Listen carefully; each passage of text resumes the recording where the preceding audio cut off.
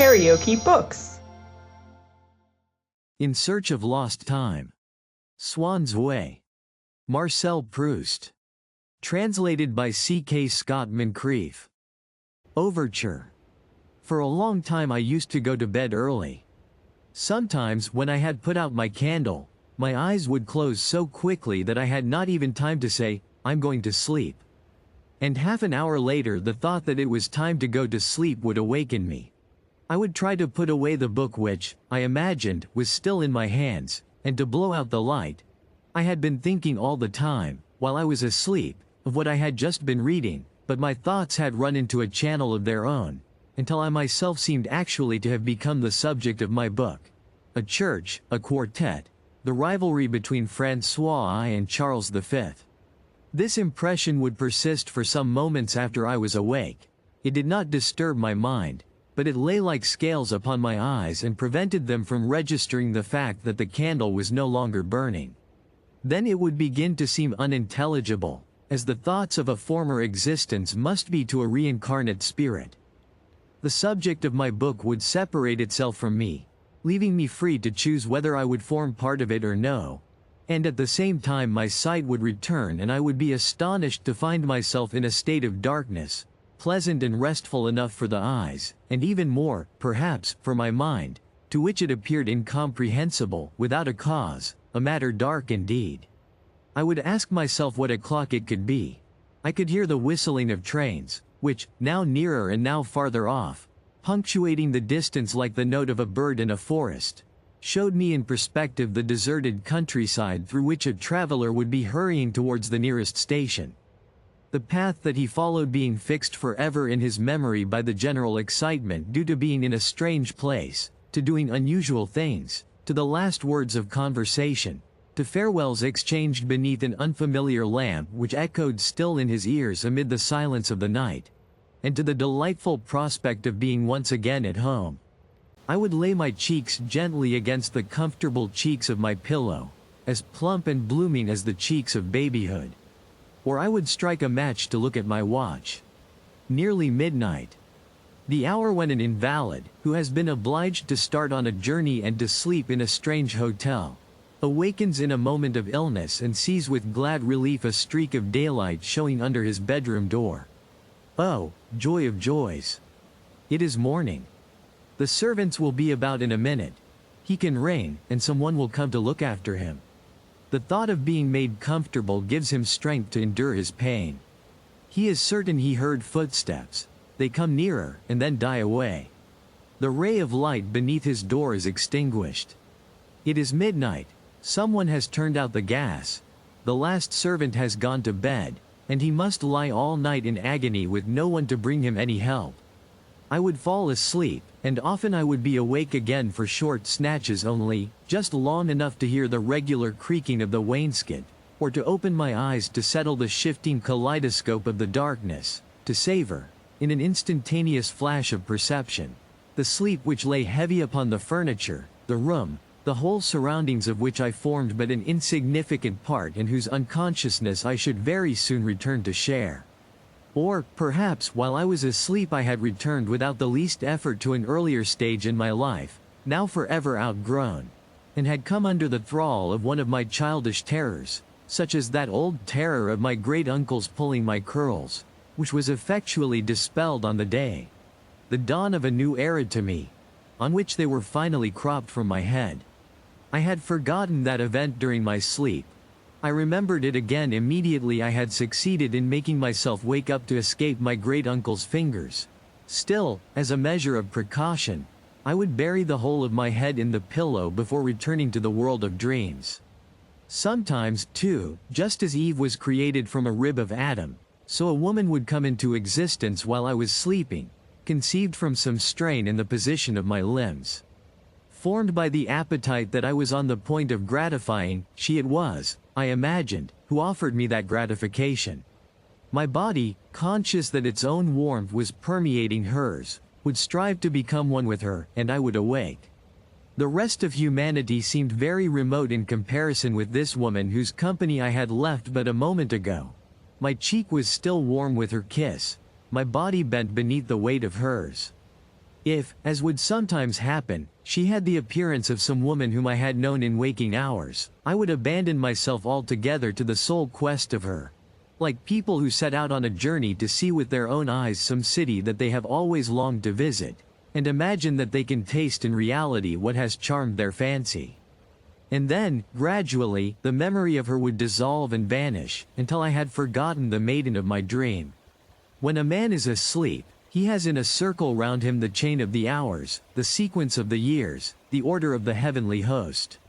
Instinctively, when he awakes, he looks to these, and in an instant reads off his own position on the earth's surface and the amount of time that has elapsed during his slumbers. But this ordered procession is apt to grow confused, and to break its ranks. Suppose that, towards morning, after a night of insomnia, sleep descends upon him while he is reading, in quite a different position from that in which he normally goes to sleep. He has only to lift his arm to arrest the sun and turn it back in its course, and, at the moment of waking, he will have no idea of the time, but will conclude that he has just gone to bed. Or suppose that he gets drowsy in some even more abnormal position, sitting in an armchair, say, after dinner. Then the world will fall topsy-turvy from its orbit. The magic chair will carry him at full speed through time and space, and when he opens his eyes again he will imagine that he went to sleep months earlier and in some far distant country. But for me it was enough if, in my own bed, my sleep was so heavy as completely to relax my consciousness. For then I lost all sense of the place in which I had gone to sleep, and when I awoke at midnight, not knowing where I was, I could not be sure at first who I was. I had only the most rudimentary sense of existence, such as may lurk and flicker in the depths of an animal's consciousness. I was more destitute of human qualities than the cave dweller. But then the memory, not yet of the place in which I was, but of various other places where I had lived, and might now very possibly be, would come like a rope let down from heaven to draw me up out of the abyss of not being, from which I could never have escaped by myself.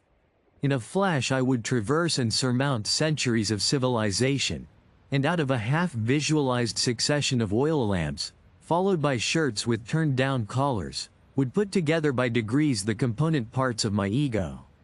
Perhaps the immobility of the things that surround us is forced upon them by our conviction that they are themselves, and not anything else, and by the immobility of our conceptions of them. For it always happened that when I awoke like this, and my mind struggled in an unsuccessful attempt to discover where I was, everything would be moving round me through the darkness. Things, places, years.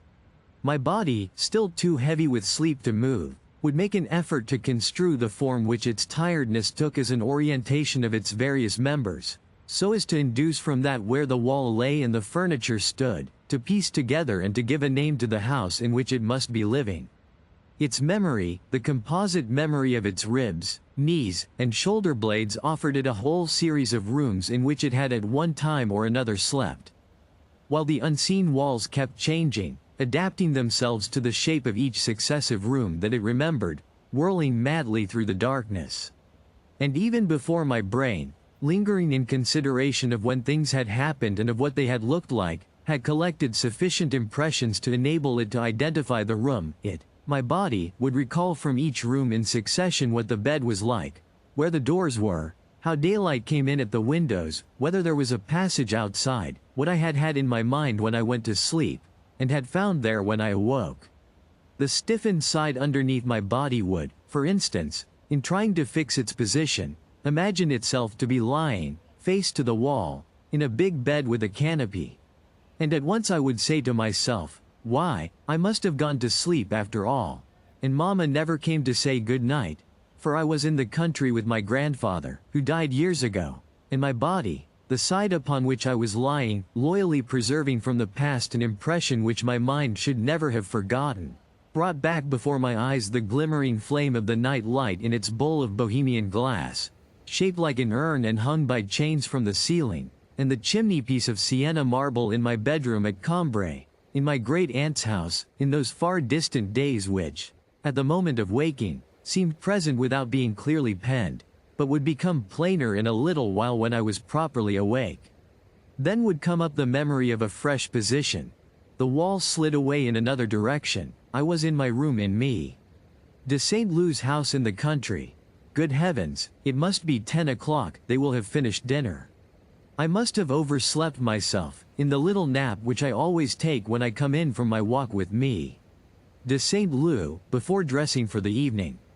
For many years have now elapsed since the Cambrai days, when, coming in from the longest and latest walks, I would still be in time to see the reflection of the sunset glowing in the panes of my bedroom window. It is a very different kind of existence at Tansonville now with me. De St. Lou, and a different kind of pleasure that I now derive from taking walks only in the evenings, from visiting by moonlight the roads on which I used to play, as a child, in the sunshine. While the bedroom, in which I shall presently fall asleep instead of dressing for dinner, from afar off I can see it, as we return from our walk, with its lamp shining through the window, a solitary beacon in the night. These shifting and confused gusts of memory never lasted for more than a few seconds. It often happened that, in my spell of uncertainty as to where I was, I did not distinguish the successive theories of which that uncertainty was composed any more than, when we watch a horse running, we isolate the successive positions of its body as they appear upon a bioscope. But I had seen first one and then another of the rooms in which I had slept during my life, and in the end I would revisit them all in the long course of my waking dream.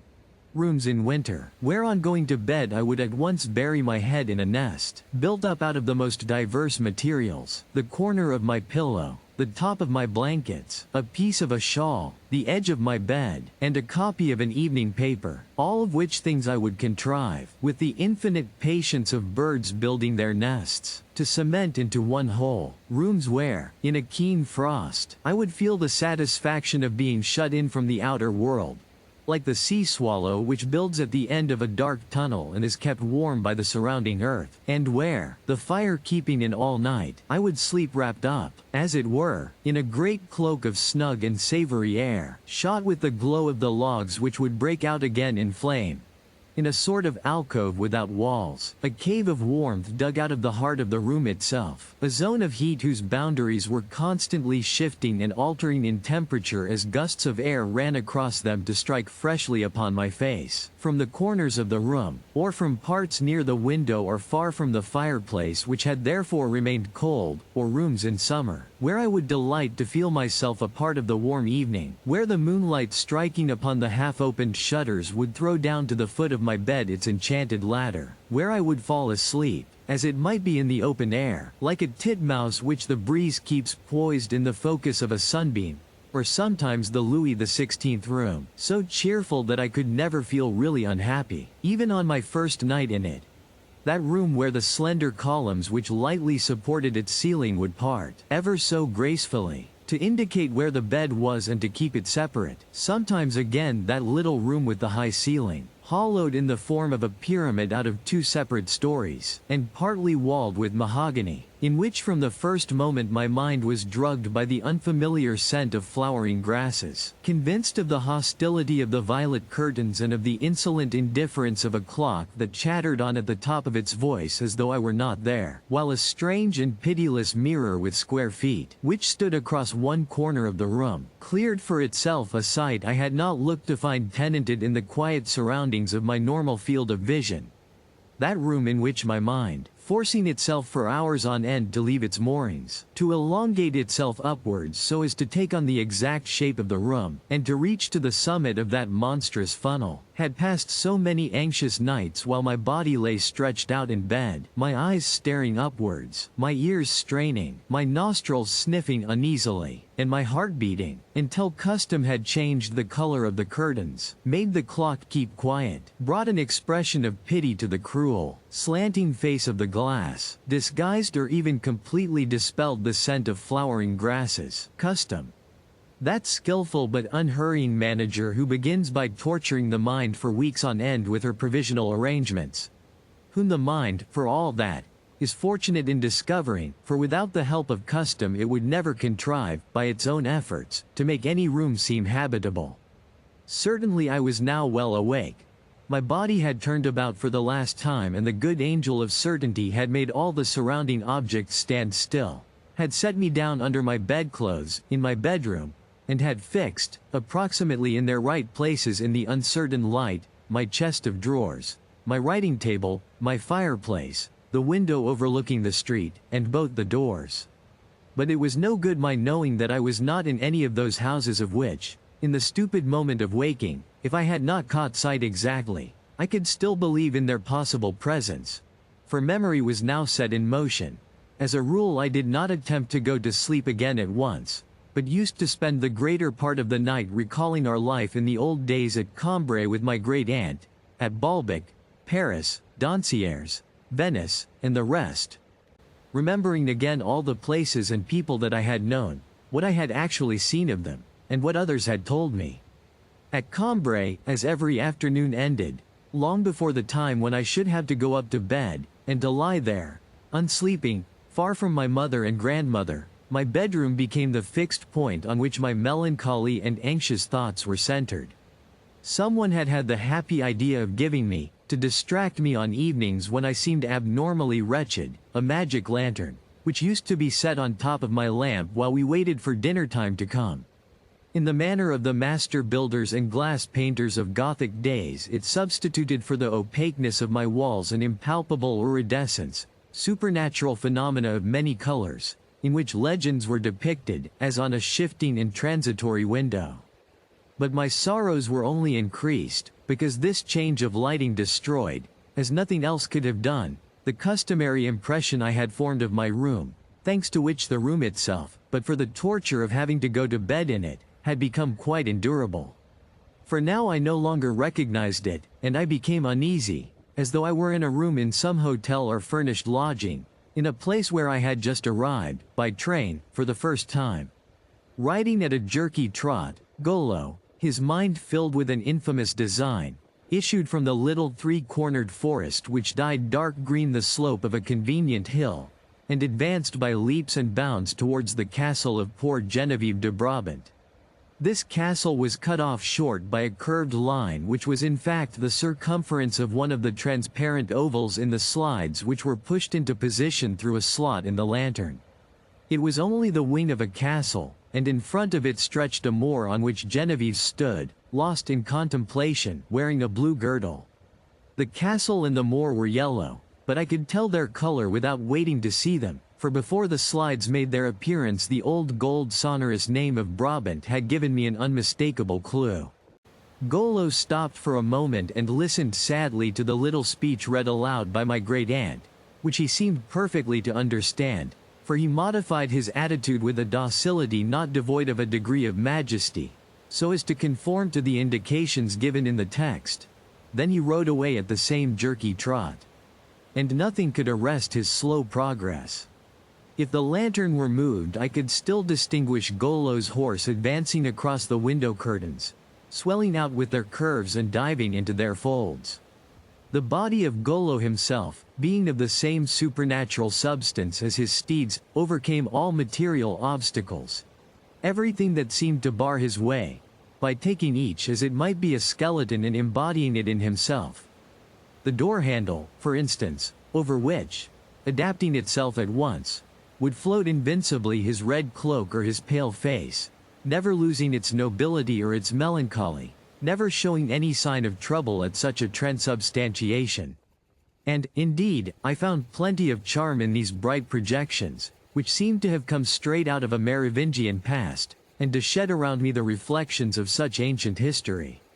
But I cannot express the discomfort I felt at such an intrusion of mystery and beauty into a room which I had succeeded in filling with my own personality until I thought no more of the room than of myself. The anesthetic effect of custom being destroyed, I would begin to think and to feel very melancholy things. The door handle of my room, which was different to me from all the other door handles in the world, inasmuch as it seemed to open of its own accord and without my having to turn it, so unconscious had its manipulation become. Lo and behold, it was now an astral body for Golo. And as soon as the dinner bell rang I would run down to the dining room, where the big hanging lamp, ignorant of Golo and Bluebeard but well acquainted with my family and the dish of stewed beef, shed the same light as on every other evening. And I would fall into the arms of my mother, whom the misfortunes of Genevieve de Brabant had made all the dearer to me, just as the crimes of Golo had driven me to a more than ordinarily scrupulous examination of my own conscience. But after dinner, alas, I was soon obliged to leave Mamma, who stayed talking with the others, in the garden if it was fine, or in the little parlor where everyone took shelter when it was wet. Everyone except my grandmother, who held that it is a pity to shut oneself indoors in the country, and used to carry on endless discussions with my father on the very wettest days, because he would send me up to my room with a book instead of letting me stay out of doors. That is not the way to make him strong and active, she would say sadly, especially this little man, who needs all the strength and character that he can get. My father would shrug his shoulders and study the barometer, for he took an interest in meteorology, while my mother, keeping very quiet so as not to disturb him, looked at him with tender respect, but not too hard, not wishing to penetrate the mysteries of his superior mind. But my grandmother, in all weathers, even when the rain was coming down in torrents and Françoise had rushed indoors with the precious wicker armchairs, so that they should not get soaked, you would see my grandmother pacing the deserted garden, lashed by the storm, pushing back her gray hair in disorder so that her brows might be more free to imbibe the life-giving draughts of wind and rain. She would say, "At last one can breathe," and would run up and down the soaking paths, too straight and symmetrical for her liking, owing to the want of any feeling for nature in the new gardener, whom my father had been asking all morning if the weather were going to improve. With her keen, jerky little step regulated by the various effects wrought upon her soul by the intoxication of the storm, the force of hygiene, the stupidity of my education and of symmetry in gardens, rather than by any anxiety, for that was quite unknown to her, to save her plum-colored skirt from the spots of mud under which it would gradually disappear to a depth which always provided her maid with a fresh problem and filled her with fresh despair. When these walks of my grandmother's took place after dinner, there was one thing which never failed to bring her back to the house. That was if, at one of those points when the revolutions of her course brought her, moth-like, in sight of the lamp in the little parlor where the liqueurs were set out on the card table, my great-aunt called out to her, "Bathilde, come in and stop your husband from drinking brandy." For, simply to tease her, she had brought so foreign a type of mind into my father's family that everyone made a joke of it. My great-aunt used to make my grandfather, who was forbidden liqueurs, take just a few drops. My poor grandmother would come in and beg and implore her husband not to taste the brandy, and he would become annoyed and swallow his few drops all the same, and she would go out again sad and discouraged, but still smiling, for she was so humble and so sweet that her gentleness towards others, and her continual subordination of herself and of her own troubles, appeared on her face blended in a smile which, unlike those seen on the majority of human faces, had no trace in it of irony, save for herself, while for all of his kisses seemed to spring from her eyes, which could not look upon those she loved without yearning to bestow upon them passionate caresses. The torments inflicted on her by my great-aunt, the sight of my grandmother's vain entreaties, of her in her weakness conquered before she began, but still making the futile endeavor to wean my grandfather from his liqueur glass. All these were things of the sort to which, in later years, one can grow so well accustomed as to smile at them, to take the tormentor's side with a happy determination which deludes one into the belief that it is not, really, tormenting. But in those days they filled me with such horror that I longed to strike my great-aunt. And yet, as soon as I heard her, "Bathilde, come in and stop your husband from drinking brandy," in my cowardice I became at once a man, and did what all we grown men do when face to face with suffering and injustice. I preferred not to see them. I ran up to the top of the house to cry by myself in a little room beside the schoolroom and beneath the roof, which smelt of orris root, and was scented also by a wild currant bush which had climbed up between the stones of the outer wall and thrust a flowering branch in through the half-opened window.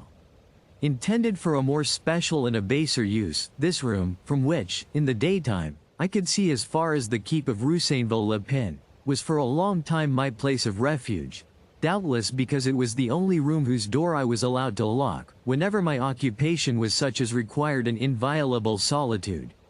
reading or dreaming, secret tears or paroxysms of desire. Alas! I little knew that my own lack of willpower, my delicate health, and the consequent uncertainty as to my future weighed far more heavily on my grandmother's mind than any little breach of the rules by her husband, during those endless perambulations, afternoon and evening, in which we used to see passing up and down, obliquely raised towards the heavens, her handsome face with its brown and wrinkled cheeks, which with age had acquired almost the purple hue of tilled fields in autumn, covered, if she were walking abroad, by a half-lifted veil, while upon them either the cold or some sad reflection invariably left the drying traces of an involuntary tear. My sole consolation when I went upstairs for the night was that Mamma would come in and kiss me after I was in bed. But this good night lasted for so short a time. She went down again so soon that the moment in which I heard her climb the stairs, and then caught the sound of her garden dress of blue muslin, from which hung little tassels of plaited straw, rustling along the double-doored corridor, was for me a moment of the keenest sorrow. So much did I love that good night that I reached the stage of hoping that it would come as late as possible, so as to prolong the time of respite during which Mamma would not yet have appeared.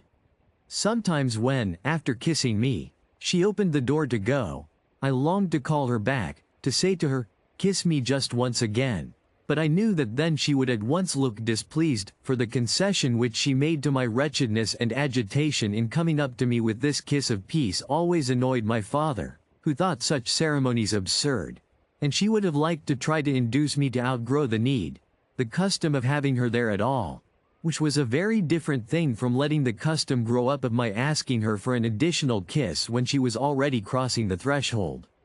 And to see her look displeased destroyed all the sense of tranquility she had brought me a moment before, when she bent her loving face down over my bed, and held it out to me like a host, for an act of communion in which my lips might drink deeply the sense of her real presence, and with it the power to sleep. But those evenings on which Mamma stayed so short a time in my room were sweet indeed compared to those on which we had guests to dinner, and therefore she did not come at all. Our guests were practically limited to M. Swann, who, apart from a few passing strangers, was almost the only person who ever came to the house at Combray, sometimes to a neighborly dinner, but less frequently since his unfortunate marriage, as my family did not care to receive his wife, and sometimes after dinner, uninvited.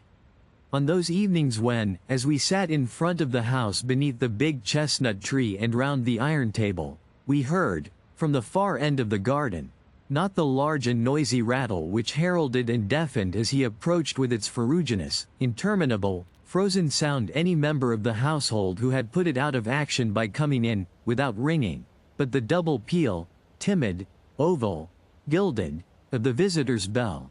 Everyone would at once exclaim, "A visitor! Who in the world can it be?"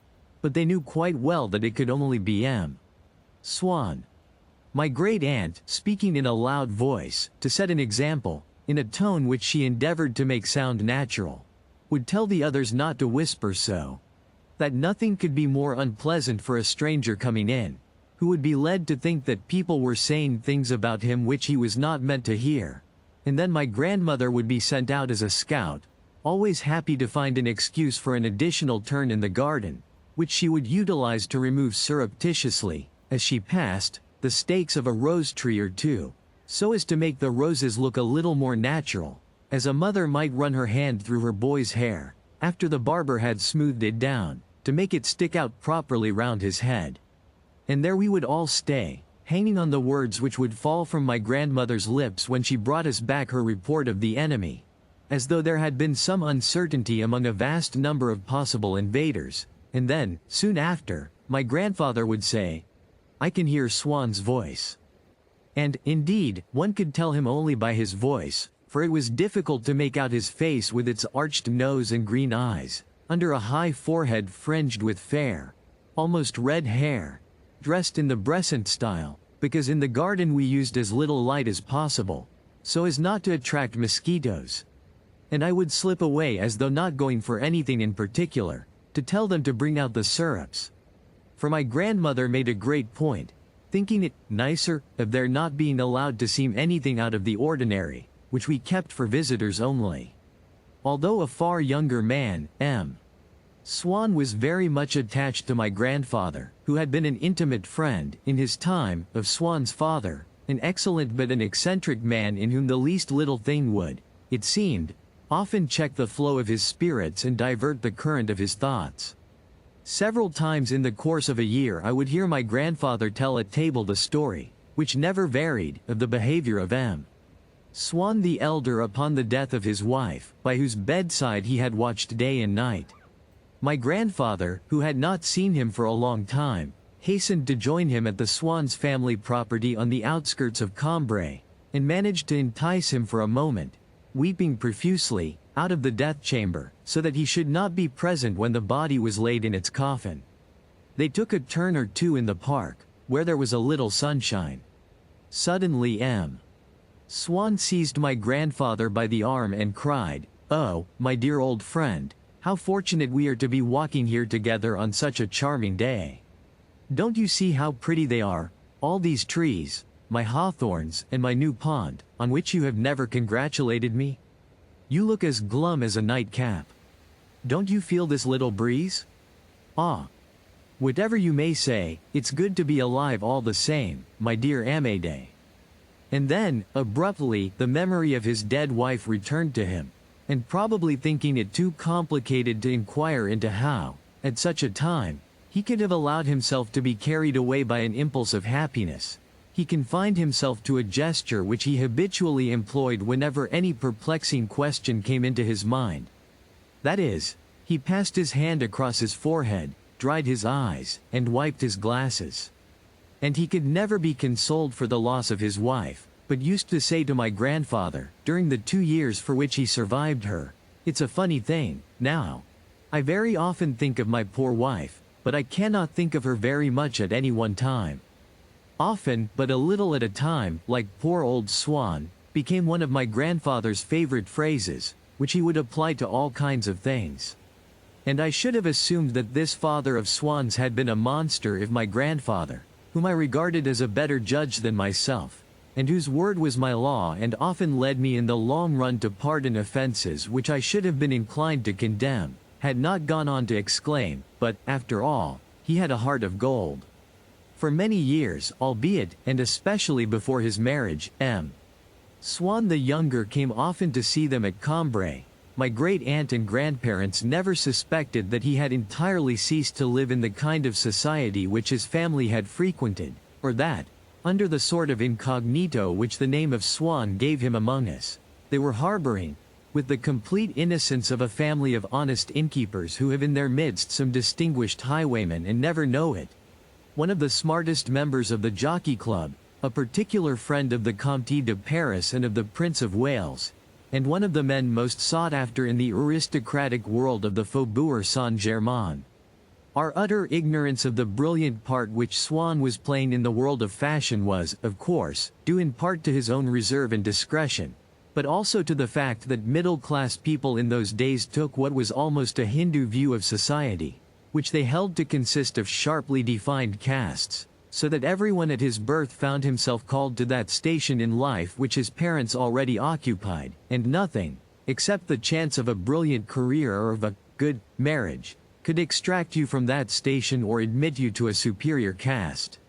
M. Swann, the father, had been a stockbroker, and so, young Swann found himself immured for life in a caste where one's fortune, as in a list of taxpayers, varied between such and such limits of income. We knew the people with whom his father had associated, and so we knew his own associates, the people with whom he was in a position to mix. If he knew other people besides, those were youthful acquaintances on whom the old friends of the family, like my relatives, shut their eyes all the more good-naturedly that Swann himself, after he was left an orphan, still came most faithfully to see us.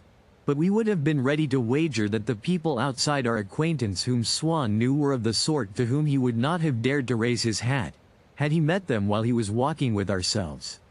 Had there been such a thing as a determination to apply to Swann a social coefficient peculiar to himself, As distinct from all the other sons of other stockbrokers in his father's position, his coefficient would have been rather lower than theirs, because, leading a very simple life, and having always had a craze for antiques and pictures, he now lived and piled up his collections in an old house which my grandmother longed to visit, but which stood on the Quai d'Orléans, a neighborhood in which my great-aunt thought it most degrading to be quartered. "Are you really a connoisseur, now?" she would say to him. "I ask for your own sake, as you are likely to have fakes palmed off on you by the dealers," for she did not, in fact, endow him with any critical faculty, and had no great opinion of the intelligence of a man who, in conversation, would avoid serious topics and showed a very dull preciseness, not only when he gave us kitchen recipes, going into the most minute details, but even when my grandmother's sisters were talking to him about art. When challenged by them to give an opinion, or to express his admiration for some picture, he would remain almost impolitely silent, and would then make amends by furnishing, if he could, some fact or other about the gallery in which the picture was hung, or the date at which it had been painted. But as a rule he would content himself with trying to amuse us by telling us the story of his latest adventure, and he would have a fresh story for us on every occasion, with someone whom we ourselves knew, such as the Combrate chemist, or our cook, or our coachman.